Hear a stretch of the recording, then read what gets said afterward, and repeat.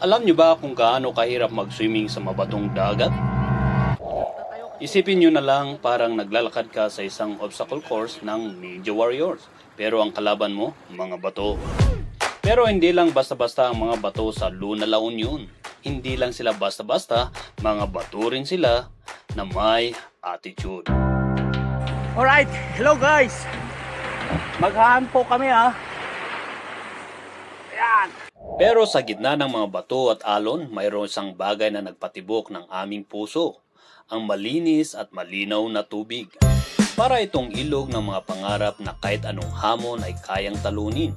Sa bawat indak ng aming katawan sa tubig, parang kasabay nito ay ang paglalakbay ng aming mga puso sa landas ng pag-asa at kasiyahan.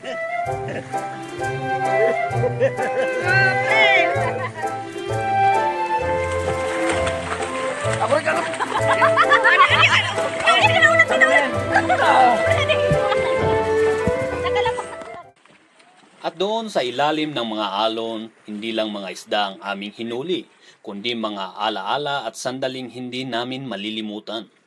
Ang bawat pag-abot sa mga isda ay parang pag-abot din sa mga pangarap namin. Hindi madali, pero hindi rin imposible. Dahil sa huli, ang pinakamahalaga ay ang pakiramdam na tagumpay na hindi namin malilimutan. Shout out pala kay Mr. Bugnay. Hello to my vlog. And of course to Mr. Palubs. Huwag masyadong palakin yung tiyan.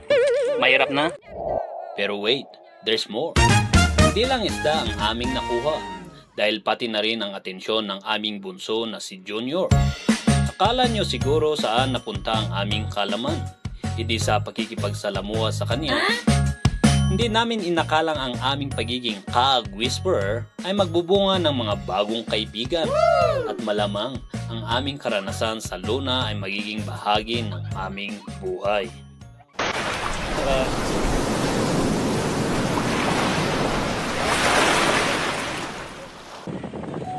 At sa huli, sa gitna ng aming paglalakbay, hindi namin malilimutan ang mga tanim ng kaligayahan na aming nakuha.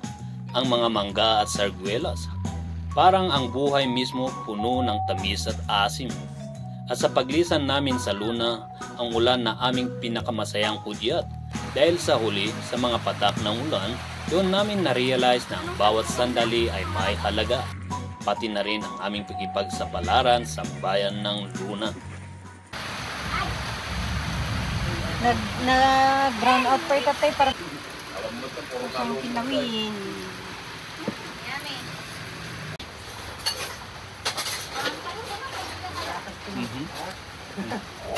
Sa bawat hugot, kwento at tawa, sa bawat alon at ulan, ang aming paglalakbay sa Luna La Union ay hindi lang simpleng bakasyon.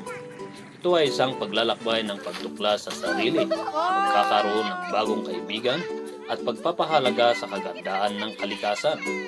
At sa susunod na paglalakbay, hindi lang kami ang mag-i-enjoy, pati na rin ang aming mga kwento kasi sa bawat hugot may kasamang saya.